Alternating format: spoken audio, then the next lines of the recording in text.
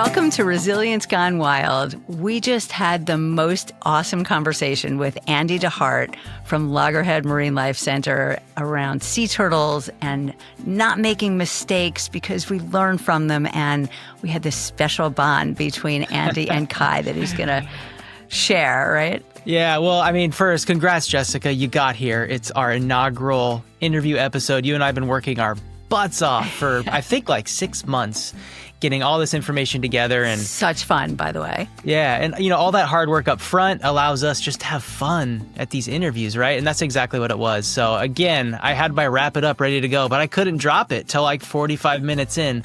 So, but I think this is another example of like, oh, hey, here's my friend Andy.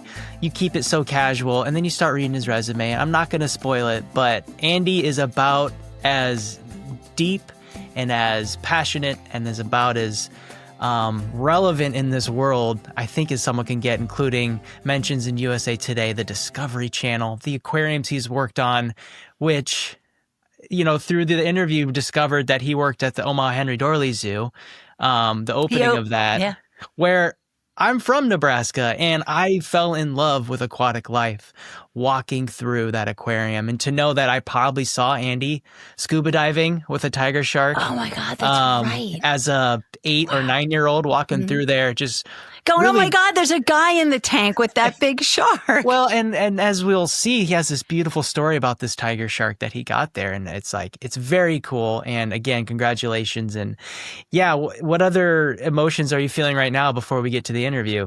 I'm just on such a high. Like, it's so much fun to have these conversations with people who are so passionate and also so inspiring and have brilliant, important things to say about both the world of nature they live in and what they've learned about becoming more resilient themselves from witnessing the world of nature. So yeah, and I think for me, a reminder that the doom and gloom is there.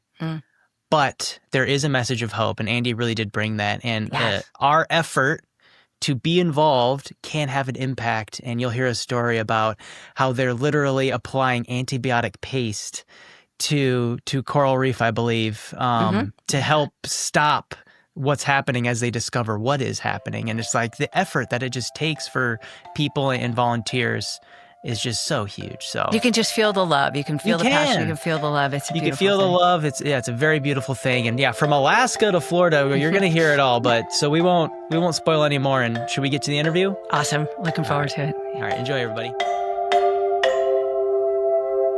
Welcome, Andy, to Resilience Gone Wild. I am so excited to be here chatting with you about ocean conservation, sea turtles, and our resilience lesson about throwing out the idea of making mistakes and instead owning our decisions and learning from them. So welcome, Andy, and we would love to hear more from you about your work and your passions and whatever else you'd like to share. Thanks for having me, Jessica. It's always nice to talk to you, whether it be this way or on campus. Yeah, it's, obviously for me, I've had as you could tell by my probably over-enlarged bio, I've had a pretty crazy route to where I'm at right now, going from shark biologist to turtle hospital CEO has been a wild journey. Those two things don't always play nice together, but it's that's such a funny thing. I think resilience is certainly part of that, and I do think this podcast is right in line with something that's very true: is that the nature is resilient, the human beings can be resilient, and I think we can look to nature to find those lessons. Yeah, you brought up something I hadn't thought of that, which is funny that sharks are pretty much the only major consumer of large sea turtles. I mean, the babies are at risk all the time, but yeah, that's such an interesting, complex contrast. Yeah, it's actually even more unique in the fact that probably my number one specialty is with tiger sharks, which is the one species of shark that is known to feed on sea turtles regularly. They've adapted really unique strategies for how to feed on sea turtles, including their teeth shape, how they hunt, and even how they get rid of sea turtle shells at the end of this process. So, wow, I haven't heard of that one. Can you share that? Because that's the one piece I haven't heard. Yeah, sure. Yeah, it's, obviously, as you might imagine, if you feed on sea turtles, getting rid of the shells not a fun part. So yeah, I mean, just to tell people, like sea turtles can be 300, 400, 500 pounds in the so. Yeah. So they actually have an adaptive strategy, tiger sharks do, where they can evert their stomach out their mouth and do the hokey pokey and shake all the turtle shells out. And then they suck back in their stomach across those razor sharp teeth, and hopefully they don't perforate anything. So, not that they don't do that every time, but it is a unique adaptive strategy. That's incredible. So I have to say, I've seen a cool video that I've shared with Loggerhead guests just to sort of give them some ease when they see the nurse sharks, which are clearly, not enemies of the turtle, but about a turtle that escapes into the reef because the sharks can't go into super shallow water. And it's so inspiring to see the way turtles actually, are able to survive a lot of shark attacks. I don't know if you want to, you probably have a lot more insight into that than I do. Yeah, the other adaptive strategy, sharks are predominantly ambush predators, so they do use sneak attack methods or sneak bite. Everybody uses the term shark attack. I hate that term, like they're premeditated, serial killers. But in the wild, they do need to eat. Just like anything else in the ocean, they have a role and a very important role to play in the ecosystem, just as sea turtles do. But so one of the strategies that sea turtles have is to actually barrel roll like a fighter plane around the sea turtle, around the shark's head, keeping the widest part of the shell towards the shark. Turtles can do that hopefully long enough to get to, like you mentioned, the reef or some rocks to get some structure to hide in. Yeah, we're going to post a bunch of those videos and info on the show notes, so check them out if you want to see more. We won't post any of a shark eating and extruding, or whatever the right word is, its stomach to get rid of the shell, I promise, but you can probably look that up. It's really fun to watch them spin around the shark and be able to maneuver. Like, you wouldn't think that, sea life is so incredible, watching what they're capable of physically, in the wild. Like, I think we really underappreciate the maneuverability and agility of. Yeah, I think one of the things that teaches you very quickly is if you try to collect fish with a net. I think one of my jobs has been to be able to kind of in a very smart, very conservation aware way actively collect fish for public aquariums when in my prior roles, being able to do that in a very sustainable way, a very eco-conscious way. But nothing will teach you better that fish are really good at evading things than trying to catch them with a vinyl net when you're kind of ungainly, you're not very fast underwater. It's not our element. So you actually have to use your most powerful muscle, which is your brain, which is in fact much bigger than our fish brain. So you got to use the human's ability to outthink a fish rather than outswim it, because you won't catch it that way. Yeah, it's a really important lesson. Use what our superpowers are, not what we'd like them to be. So, absolutely. Yeah. What comes up for me around the story of the shark and the turtle being in the same space is, the turtle goes out to eat in the deeper water. It can't only, I guess, live in the reef where they're safer. And this whole, sense of being aware of your environment, but having to take risks, gets to this whole beautiful story of not making a mistake. Like, you do the best you can in that moment. And that's what the whole, story of the balance of nature is, right? Like, we have to take risks. Right. So is anything, got a good story for us around that? I think it's a two-part lesson. One, you have to take risks. But I think every day is a little risky. So, I think you don't, everybody kind of thinks about sea turtles and what they eat. A lot of people don't realize that every species of turtle has a very different diet. The leatherbacks, which are the biggest sea turtle species, they eat almost their weight per day in jellyfish, or I call them jellies because they're not fish.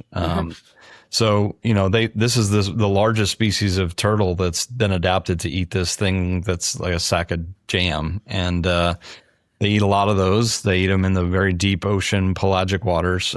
So there's not a ton of predators, but you do talk about the three that are more reef dwelling species, the green, the loggerhead, and the hawksbills. When they forage, the loggerheads eat crabs and lobsters. The green sea turtles eat seagrass. and the hawksbills eat sponge almost predominantly. So I think, each of these has adapted their own strategy for how to hunt and where that's going to dictate that they live. But certainly going out feeding and paying attention to where food is a risky endeavor for these things. I think as humans, I can look at my own career and where I took the biggest risks are where the biggest rewards were. And I think, for me, those two life lessons were most played out. As a budding marine biologist, I started at the aquarium in Baltimore when I was 15, the National Aquarium. My first opportunity to do a full-time job was at the Henry Doorly Zoo in Omaha, Nebraska. Both my parents grew up in Nebraska at the age of 17. As you mentioned, my dad joined the Navy to get out of Nebraska as quickly as he could. So I think when I told my parents I was going to go as a budding marine biology to Nebraska, they were trying to wave me off that path as hard and as fast as they could. But this was back, dating myself a little bit. This was back in 1995. This was long before a lot of the aquariums that people know today or have been opened. So there was not a lot of aquariums opening.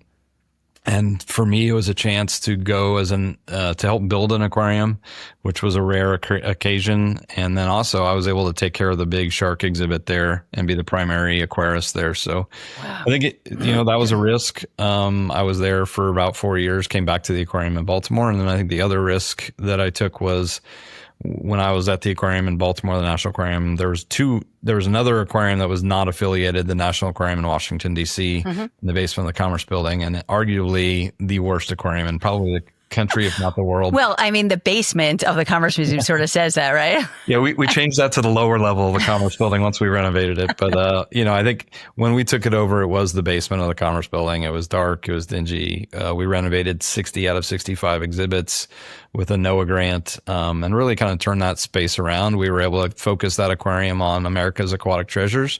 Wow. People come to D.C. for a pilgrimage to see everything about our nation. Yeah. So, I think everybody was saying, you're crazy. And in fact, I went down to do the first survey of the space for National Aquarium and was asked my opinion. I said, run for the hills.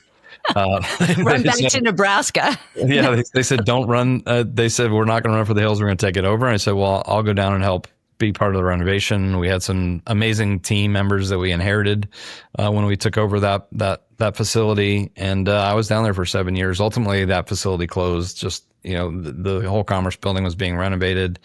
It wasn't a great space for it, size-wise. But, I think for me, that was probably the riskiest career move I made. But ultimately, I think taught me, number one, a lesson. And, we had an amazing executive director there that taught me a lot about leadership. Mm-hmm. So I think to me, it was, there's no reward without risk. Yeah, I mean, the team that you've built, you remind me of the team that you built at Loggerhead, and you as a leader there is just so awe-inspiring to see the passion and the commitment and the respect that everyone has for each other and everyone has for you and for all the visitors and all the great work that's done. And thinking about the Nebraska Aquarium, I mean, these people have probably, most of them had never been to the ocean, right? And so, the idea of exposing people to the beauty and importance of our oceans is kind of mind-blowing. And at Loggerhead, even though we're on the water and it's only a few miles, to get there from the communities that are just off the water, most of those kids have never been to the ocean and know nothing about it. So watching these school groups come in and learn and be so beautifully connected to the work that Loggerhead does about both ocean conservation and, exploring what the brilliance of marine life is. Sorry, guys, I got to jump in. I've been chomping at the bit. I'm from Nebraska. Oh. And awesome. I grew up going to the Omaha Henry Doorly Zoo. Yeah. I fell in love with the ocean because of that aquarium. That's awesome. And here I am on the other side. And Andy, you played a role in that. And Jessica, to your point, it is so incredible because we don't have access to the oceans. And God, I had to jump in and let you know that you had a profound impact on my childhood, which is crazy. That's so what are the odds, right? Like that this was small world. All right, I'll let you get back to it. That's awesome. Thank you. It's interesting, though, because, wait, Kai, stay on for a sec. I was at the Chicago Shed Aquarium this weekend. Yeah, but I was, really awed by the combination of local sea life that they highlight and the conversations that were going on around me where parents, a lot of fathers were showing their kids and talking about, these different breeds of fish in like really knowledgeable ways. I mean, this is a community that does know its local waterways and does have a relationship with them. And then they go to the ocean part and see the sharks and the turtles. And it's like a completely different world that, that opens their eyes up and their imaginations up. It's this, being off the coast is really cool to bring both of that, like your local Americana world of marine life and ocean. I mean, marine life and fish. So. Yeah, absolutely. I mean, I think that was a big choice for me going to Nebraska. Is these are people that will probably in their lifetime not ever snorkel with sharks. They're not going to snorkel with stingrays. They're not going to see a parrotfish. So for me, that was also part of the decision. Also, I was 22 years old, so I was just looking for a job. I mean, I think that's part of it, and a great job. But I think it also weighed into my decision to help open the aquarium in Toronto. Ripley's Aquariums is actually part of Ripley's, believe it or not, which is over 100-year-old brand. Most people are not aware they actually have 3 world-class aquariums: one in Myrtle Beach, one in Gatlinburg, Tennessee, and one and I got to open the one in Toronto, which was the newest one. But very similar, I think that's a fairly standard thing within a lot of aquariums. Monterey Bay Aquarium really kind of kicked off that model of let's focus on the local waterways in an aquarium. Because even though you're at the beach or you're at the coast, most people are not engaging below the surface of the water. So Monterey Bay really, I think, knocked it out of the park with that local ecosystem aquarium. But since that time, there's a lot of folks, even though the aquarium in Baltimore, we had a Maryland Chesapeake Bay gallery. When I opened the aquarium in Toronto, I think one of our more popular galleries was the Canadian Waters Gallery. And to your point, we had parents and kids saying, "Hey, that's a walleye. I caught that at the lake. I didn't know what they looked like underwater." So I think that was a really cool element of bringing that. And I think it also, in Toronto, we use that as the first gallery, I think, to open conversations. And then you leave there and then you walk down this ramp and it's a 20-foot coral kelp forest like you'd find in British Columbia. So I think then you dump out into what we called our rainbow reef, which is our tropical Pacific. You go from browns and greens and oranges to every color of the rainbow. So I think, but by that point in time, you've seen the familiar and now it's time to see the otherworldly. So I think that's a really great experience. And I think to get to your point about the kids at Loggerhead, it is why we have aquariums here. We prior to our expansion in 2022, we had 2 or 3 little small aquariums, but we wanted to add a much larger aquarium component for a couple reasons. We are an active sea turtle hospital.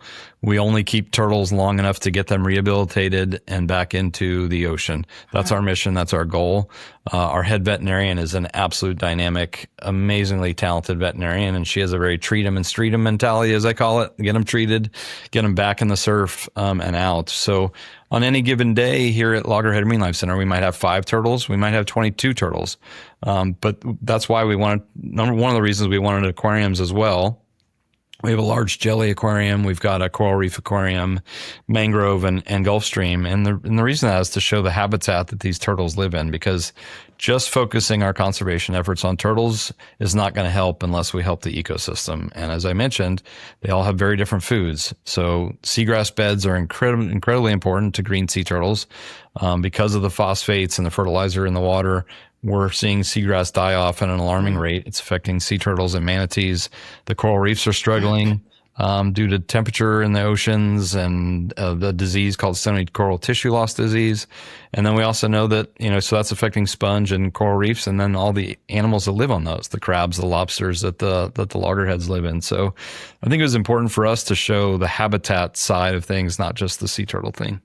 Yeah, I mean, I have to say that I grew up in Manhattan, total city kid, didn't really get exposed to, didn't get exposed to the ocean and marine life and nature the way, I lived across from Central Park, but it wasn't, and I went to the zoo all the time, but those were the days where the cages in the zoo were right.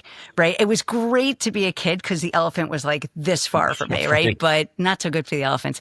And I moved into the beach with no expectations. There's no idea that our area was both the densest sea turtle nesting place in the world, only maybe after someplace in the Middle East.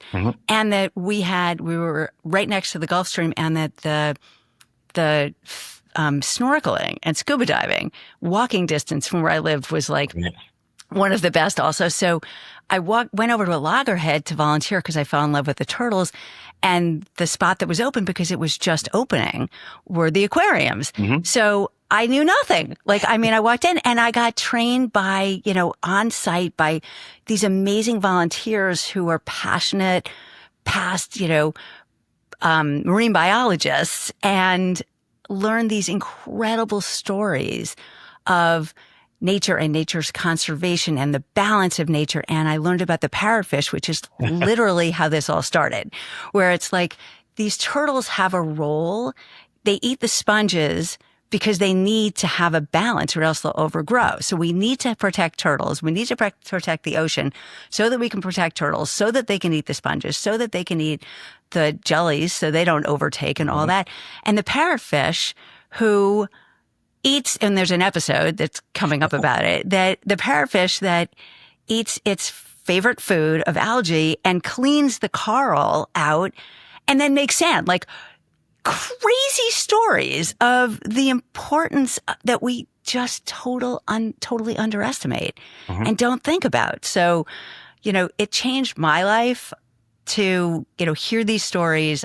That's one of the main reason I'm offering them back to people and getting people like you on, who have been living in this world literally and have so much important stuff to offer us. So thank you for the work you do and all that you're bringing. And none of it seems like you could ever look at it as a mistake, as you said, in terms of learning, right? Every risk you took, every choice you made, putting the nurse sharks in, and everybody going, isn't there enough space for these nurse sharks in there? Aren't they? And you'll walk by and be like, you know what? I'm the shark guy. I know how much space they need. I promise you they're happy there. So, this whole. Yeah, I think obviously there's been a lot more focus as there should have been. You mentioned the old Bronx Zoo. The AZA is an organization that's leading kind of this global change in how people and animals interact. And even, CITES and other organizations have actually put out a lot of press lately that say, without zoos, aquariums, and botanical gardens, there are uncounted numbers of species that would probably be extinct, whether that be the golden lion tamarin, whether that be the pillar coral. These are what organizations, although we're not part of AZA because we're more of a sea turtle rehabilitation hospital than we are a major public aquarium, but all these organizations are focused on conservation. We don't.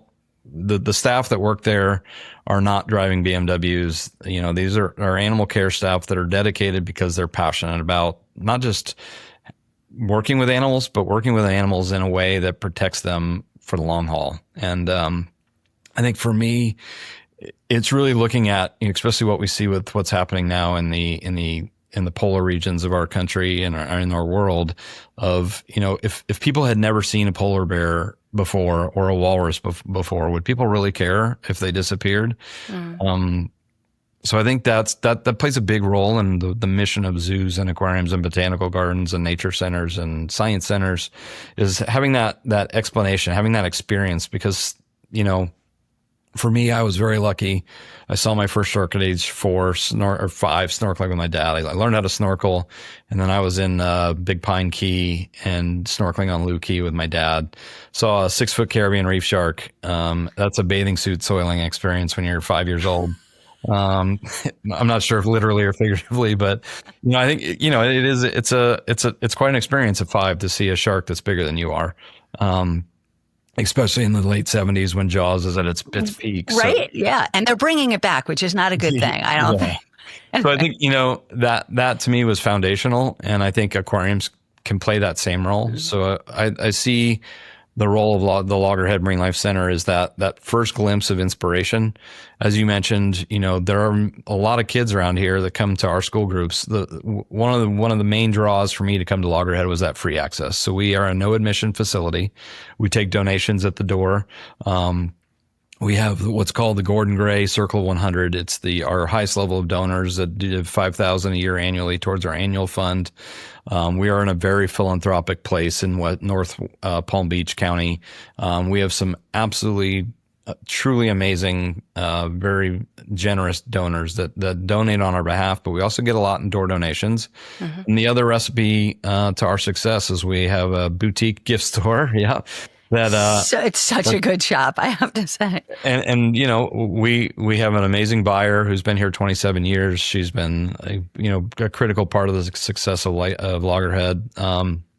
So it is this blend of private and foundation giving and retail success, just not through tickets. And what I love about that is it allows kids from Palm Beach County and Martin County and Broward County that would not normally get the chance to come to the beach, even though there's free parking, free access. We know that.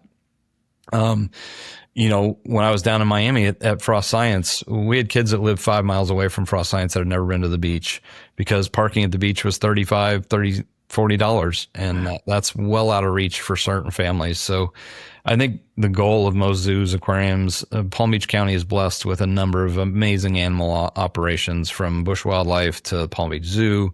Cox Science is building an aquarium. So Palm Beach County just really is truly rich with animal experiences. So I think getting those kids to have that first spark, and maybe that starts a conversation, they take one step up the conservation ladder. Yeah, actually, I've been inspired by, there's a lot of interns around from the high school programs that they actually have some marine science programs. And these kids are so inspiring, like to see the next generation of kids who care about, and because they've been connected to the ocean for years, having grown up there. So it's just it's inspiring to be around a multi-generational, multi-socioeconomic sort of experience in a very bubble sort of county, right? or area. And that nature can bring it all together, right? Like the awe, the lessons, the beauty, the resilience, like all of it. So the fact that we're saving species from extinction, which is very much a reality, by having these formal aquariums and zoos and all the rest, is something that we need to get the message out more, right? Like, because we live on donors, we live on philanthropy. So, correct. Yeah, I think too. There, if I read my Apple News every morning, and I think there's a lot of doom and gloom in there. I think we certainly have to be paying attention to what's happening on the planet. From fossil fuels to fertilizers to you name it. The world does not seem like a rosy place. I've got two kids, 17 and 14. They have climate and planet anxiety of what's going to be facing me when I'm your age, Dad. If this is what's happening now. And in my lifetime, as I said, I my first snorkel in Florida was the Lou Key in Big Pine Key. And that reef does not look the same as it did when I started in 1979, 1980. That is a very different place than it was when I was a kid, and I will 100% say not for the better. So I think those that doubt environmental degradation, I can tell you firsthand it's happening, and it's happening because of heat stress. It's happening because of pollution. It's happening because of chemicals. All of those are real things. And, I think it's okay to kind of doubt the source and question the source. As scientists, we should be questioning why this is happening. But I think for me, we have to balance that doom and gloom and not add to it. So I think for me, this is a place of hope for sea turtles. Yeah. But I think, yes, we're seeing human-induced injuries. We're seeing entrapment in monofilament. We're seeing ingestion of plastic. We're seeing hits by boats. But at the same time, when we do a beach release to 2,000 people and the turtle crawls down the beach and heads back into the ocean where it's supposed to be, I think those are uplifting and inspiring stories that we need to balance those. Another great story, I think, of resilience is coral reefs. We're hearing, last year was absolutely detrimental to Florida's coral reef. We have two ongoing things going on. There's a stony coral tissue loss disease, which scientists are still trying to figure out. We've worked a lot with that. But what we found from a resilience standpoint, if humans get engaged, we can put antibiotic paste on certain corals and stop the progression of the disease. It's a very labor intensive thing.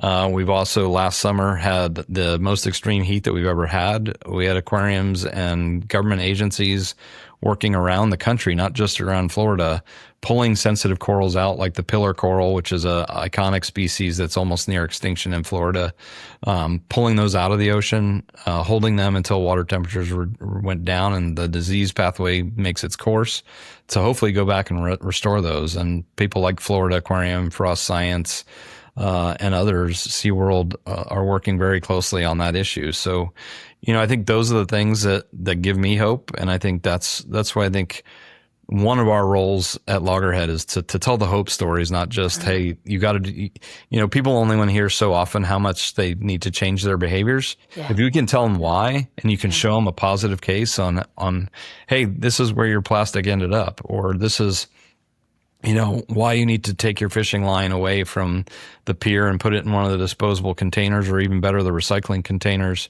And this is what it will help. This is a hope story, not a feel bad story. Beautiful. Such a beautiful, important statement. So I hope everybody will rewind and listen to that again. And it reminds me, Andy, of the decision you made to go to Nebraska as a kid. And you said, and it seems like your parents were like, this is going to be a mistake, that whole construct of mistake. And just the commitment that the people in the world of these, what I call purpose driven, not, and as you said, they're not doing this to get rich. Nobody's doing this to get rich. And it's actually the other way. Like, it's that there's this real imbalance, I believe, in the rewards that people who follow their passions to help our world are drastically underrewarded. And it makes it really hard to feel like, are you sure you're not making a mistake by going into purpose-driven versus profit-driven? So, the people, I remember the conversation we were having in our lunch chat or our snack chat up on the deck in the spring. I think I asked you what a dream would be and, what a next beautiful thing to happen. You said something about you would love to have some extra cash to just give your team, a bonus so that they could get a little relief from the financial pressure they're all living on. So I'm not using your words exactly, but that was the gist that I heard. So can you talk a little bit about, the choices that the people who commit to this world of hope for reversing what happened in the 70s and 80s, trying to recover from it, and what they really deserve, what you all really deserve? I mean, for me, I'm a biologist at heart, so I don't think anybody deserves anything. I think you got to work incredibly hard for whatever you want in life. I don't necessarily believe anybody's owed anything. That's very fair. I love that. Yeah. But I think it's unfair to also say that folks that are in financial for financial gain, I mean, that's just as lofty a pursuit. And I look at inventors that invent things because they want to get a patent to make a lot of money. Ultimately, they end up changing the world for the better. I mean, look at the guy that invented the intermittent wipers that decades, 40, love my intermittent wiper. Yeah, 40 years later, he finally got a payoff after fighting all the car companies. And I mean, like that there's those tales of work and pressure and consistency. I think that's a great story. The guy that designed that ended up eventually making millions of dollars, but it took a long haul. I also think successful business people in the business world are part of what helps us do what we do. Because if you don't have that, if you don't have the folks that have the generous wealth to give away, we don't operate. So I think it's a yin and a yang. I do know balance, just like the shark versus the turtle, right? Like everybody's in balance. So I think, I think whether you're in humanitarian work, feeding homeless, we've got so many great organizations that are doing humanitarian work in Palm Beach County as well, from, the Ark to El Sol. I mean, I think there's some amazing places that are focused on the human side, but I think there is certainly a subset of people that are pulled to the nature aspect, whether that be national parks, land stuff, furry raccoons, or scaly sea turtles. But I think it is important for people to know, our animals eat better than even I do. I'm the CEO, and our animals get a better food budget than I use on a monthly basis. Lobster sometimes too. Yeah, that lobster's oftentimes on the menu. So I think it's understanding that these people are doing this for their passion. I think there was a time period where, and there still are, there's critics of zoos and aquariums, and that's the best part about America. They're able to be critics if they want to be critics, but I would just challenge that to say that most of the people in that business are not in it to make money. They're not in it. And even the organizations, most of them are 501c3 nonprofit organizations. And that money, like it does here at Loggerhead, goes right back into the organization. If we want to build a new program, renovate a facility, operating a campus this large, literally, less than a block from the beach, that salt water tears apart our HVAC units. It tears apart our vehicles.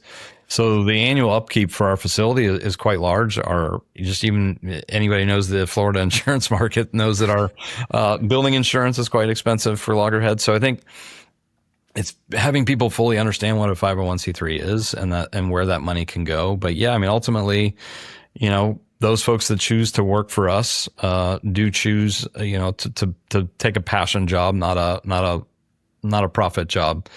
And I think getting started in the aquarium business, the nature center business, the museum business, most entry level people either have a significant other, a roommate, or a second job. And, or all of them. And when I was in Omaha, I had all of them and probably gave some plasma somewhere along the line too. So, I think that's, so for me, I guess probably because I'll never forget where I started, is just trying to say, okay, our team is killing it. They're doing amazing work. Last year we had the most attendance we've ever had. We had the most sea turtle patients we've ever had and released. We had our highest nesting numbers. So our research team that's out all night, they're coming in at 6 a.m. while the next team's going out to go look at the sea turtle nests. So I think these are very passionate people working long hours, working hard hours. That, to me, no matter what we're doing, it really is the team that makes it worthwhile. And I think if you talk to the bush wildlife staff, they would say the same thing. It's absolutely. Yep. They're slotted to come do one of these. I think it's a common thread among environmentally serving organizations is you have passionate people. And for me, yeah, if I had a giant wad of cash, what would I do with it? Aside from some building improvements, I think, rewarding our staff that have worked really hard. Yeah, I mean, this it's interesting because I think this probably happens every generation, but I'm witnessing it as a parent of kind of kids in the new generation in their 20s, that there's this passion for and pressure from us older generation to fix and heal and take care of our planet. Mm-hmm. And there's this huge sense of hope that it's going to happen. We've turned a corner. We're worrying, and there's no negative for many people about caring about our world versus caring about just profit. But you've really inspired me in the times I've heard you speak about how they can go together. Like we can, we need to have purpose-driven, I'm not going to call them nonprofit, purpose-driven organizations that are sustainable. Mm-hmm. That between all of the forms of funding, and that should be something we're proud of, as opposed to we should suffer if we follow our passions. So, right. I think that's also probably a perception on nonprofits that we don't always run as a shrewd business, right? Because the profit is really the only way you really sharpen that pencil. But I think what's been interesting for me is always looking at even on the animal side is how do you maximize your budget? How do you get more with less? I think that's it. It's important to understand that in the animal world, I will never cut corners. It's not like, hey, let's reuse that surgery cause, or let's skimp on the animal food, right? But there are some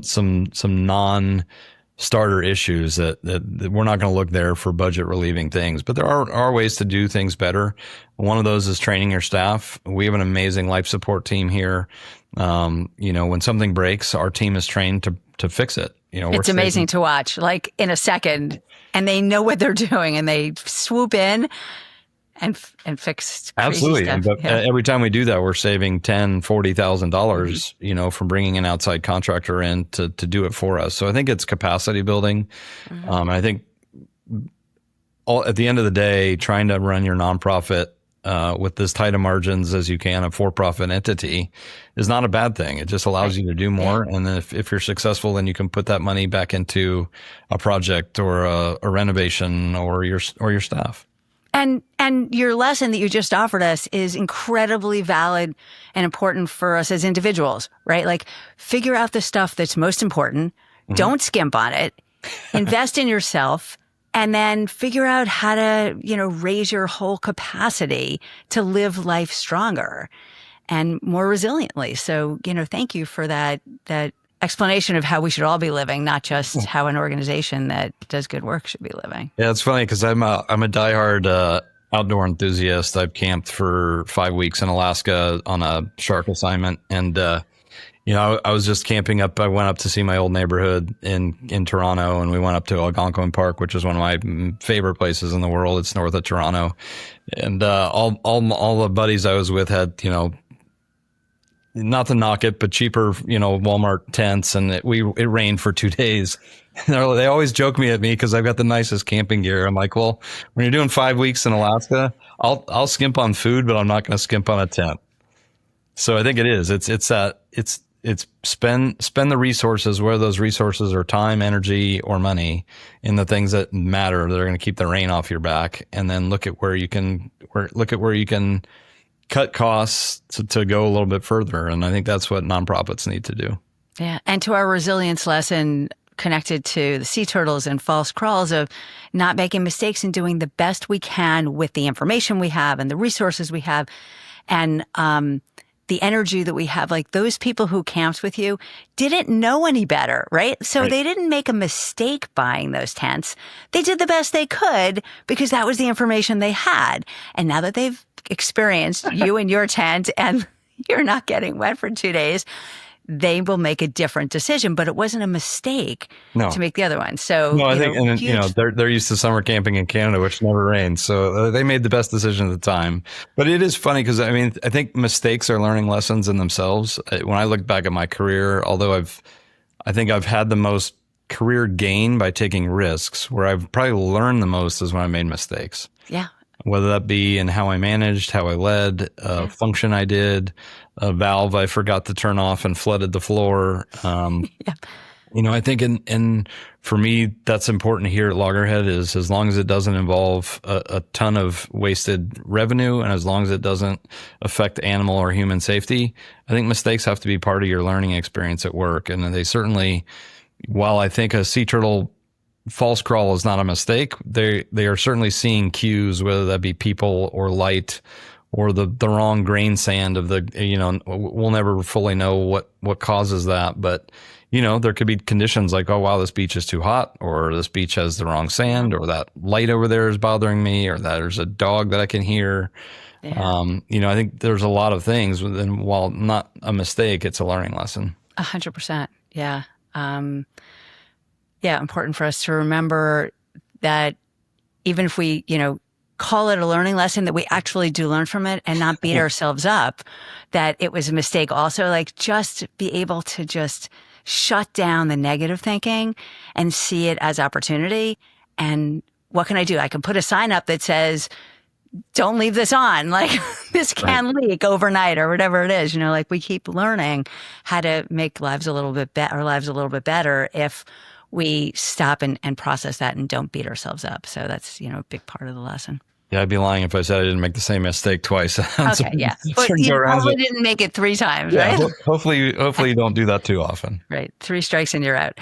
So, Andy, this has been unbelievably awesome for me to be in this conversation with you. Thank you so much. I would love if you just give us one like really cool little anecdote of your favorite something that you love, a story you love to share, just to sort of wrap us up, and then tell us what you're looking to do going forward that's in your vision and in your planning. Sure. Yeah. I mean, I think in your notes, you'd asked me a couple special animal moments. I think for me, one of those is at the aquarium in Nebraska, the Henry Zoo. We were one of the few aquariums that's ever tried to maintain a tiger shark, not a sand tiger shark, but a tiger shark. And we did that successfly for longer. In its own tank, I imagine. It was in an aquarium with other shark species and coral reef fishes. But she did not transport very well. So I ended up pushing her for about 5 hours to keep her swimming and breathing. So you were in the water with her? Yeah, in the water with her for 5 hours, just pushing. And I think somewhere along that line, she bonded, which would not be something I would have predicted for a shark. I mean, I think most people think sharks are fairly low intelligence, but they actually are quite smart. So whenever I would get in that aquarium after that, she would swim down the tunnel and give me a high five with her fin on my forehead. Oh my God. Which is, when you're dealing with when you look at the numbers, is probably the third most dangerous shark, but I think it's all relative. So I think, for me, that was a really special memory that these sharks are really capable of learning, and deeper than just because we train sharks a lot in the aquarium industry to go to colored or shaped targets. They learn that behavior fairly quickly with positive rewards for food. You can stop that behavior and they'll come back to it if you resume it like a month, 2 months later, which means they can retain information as well. So I think that was kind of a cool aha moment that you can't just be thinking of the biological needs of an animal. You have to be thinking of the emotional and mental needs of the animal, which is why, in our sea turtle hospital holding tanks here at Loggerhead, we actually put what look like jungle gyms, in the tanks made of PVC and pipe. And that's so that the turtles, while they're here for the short window of time that they're here, have something to interact with. Can I swim through that? Can I go under it? Can I move around it? We mix those up all the time, and that's very deliberate. And then I think the other thing for me, just from transitioning from sharks to turtles, I've always worked with turtles in the aquarium setting. I've always loved sea turtles. But I think when I started, I was like, oh man, here comes the shark guy to the turtle hospital. How's he going to fit in? But I think to your point, it's this resiliency. It's this having these experiences that start building that emotional connection. I was already emotionally connected to sea turtles, but my brand was always the shark guy.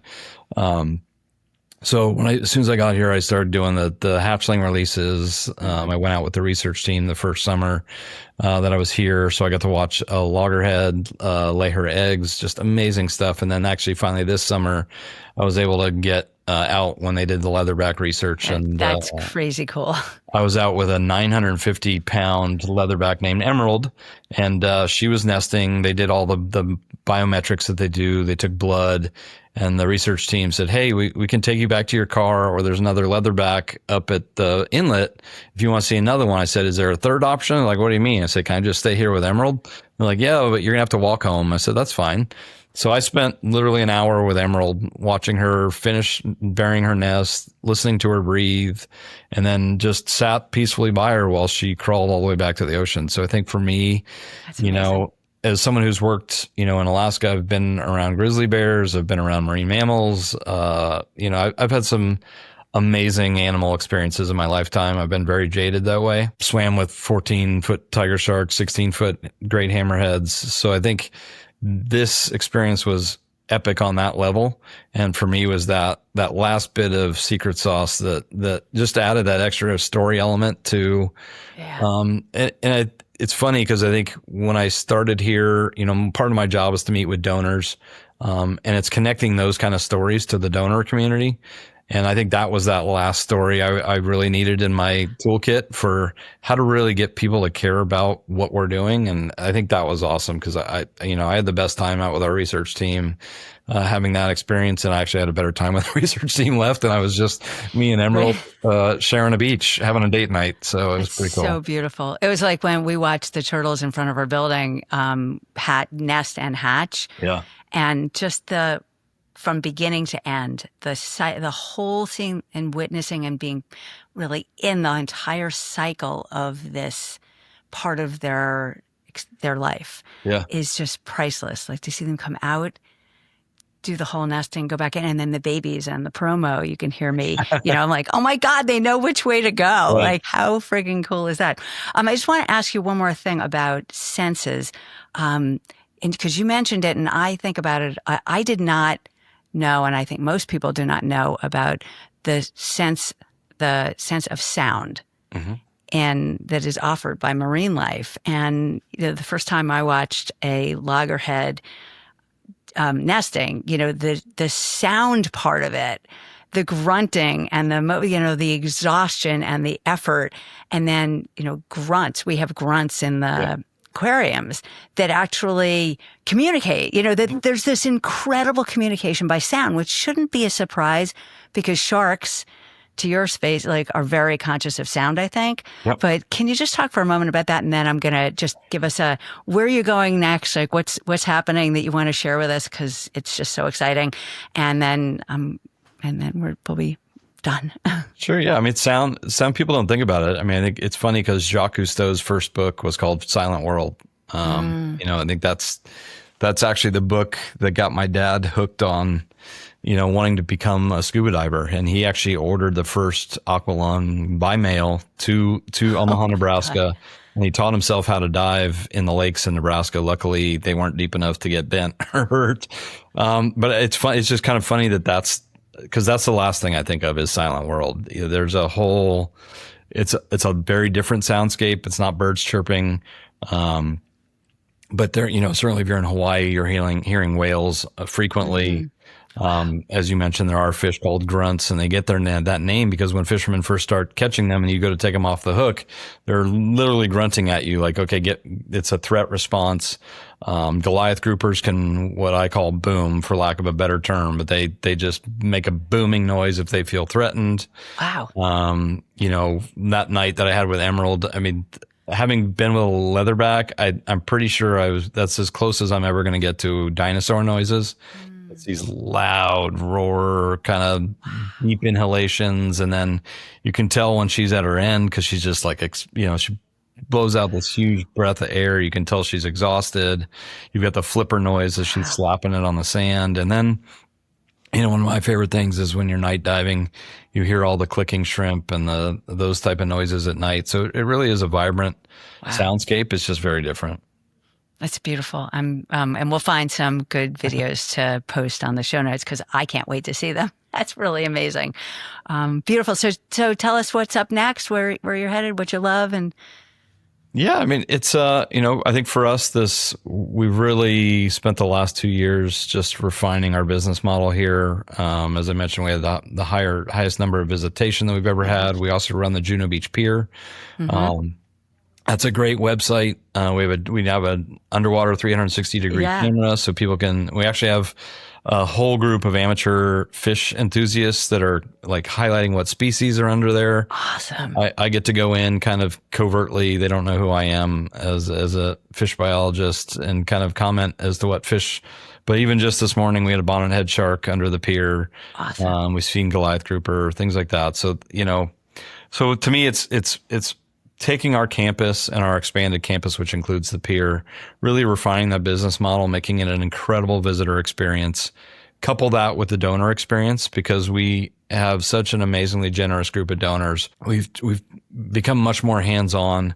If someone is a very high-level donor, we like to do, or potential high-level donor, very custom individual blue carpet tours, 45 minutes and out, get to see what we're about. We have a great event space, and I think early on people didn't quite understand why we're building an event space at Loggerhead. And it's really, number one, it helps keep free visitation. And we need a complex group of revenue generating options. And this space works perfectly for that. So that's it's a big spectacular. I've been there to help teach about the aquariums during the weddings and the rehearsal dinners, and it's so where is life better than having that as your history for where you formed that bond of community, Yeah. right? I mean, the cool thing about the event space, it does bring people that wouldn't normally come to Loggerhead on a weekend. We're also trying to find more adult things. As I was in the community, I heard, oh yeah, I brought my kid there, or I bring my grandkids there. Like, okay, kids are not a prerequisite to come to Loggerhead. Yeah. There's a lot of learning activities. So I think we've gotten to the point where we've really kind of shored up our brand. We've spent a lot of time and energy in marketing. We've now got billboards on 95 and the Turnpike. I saw. Yeah. So cool. And then we're on the Bright Line. So really kind of, for me now, it's there. I think there's some smart growth that we need to do. There's some internal, we're in the middle of kind of renovating our Welcome Center. Even though we just did a big expansion, there were some things we wanted to tweak in the Welcome Center. There's some things we want to tweak in our indoor space called One Ocean Hall. Not a lot of big change, but I think it's just, to me, it's taking that brand and executing it better. And I think for me, at the end of the day, it's trying to build our visitation and also very focused, building our visitation by the underserved community. Because if we're going to be a free access facility, the goal of that is to expose people. So I think it's really looking at vehicles and methods. We do a lot of work with Title I schools in Palm Beach County. So I think that's an area where we're very strong already. But how do we do things? Maybe it's a gas card giveaway to cover the cost of gas to come to Loggerhead. I think that's one of our roles in the community, dating back to our founder, Eleanor Fletcher, is exposure to marine life for those that can't afford it. And I think that's where we really want to see some growth. Or don't know to prioritize it. Yeah. Beautiful. Thank you so much, Andy. It's been such a treat, such an honor. And I can't wait to get back in a couple of months down there to be on site and having these conversations. So thank you. Absolutely. We look forward to having you back on campus.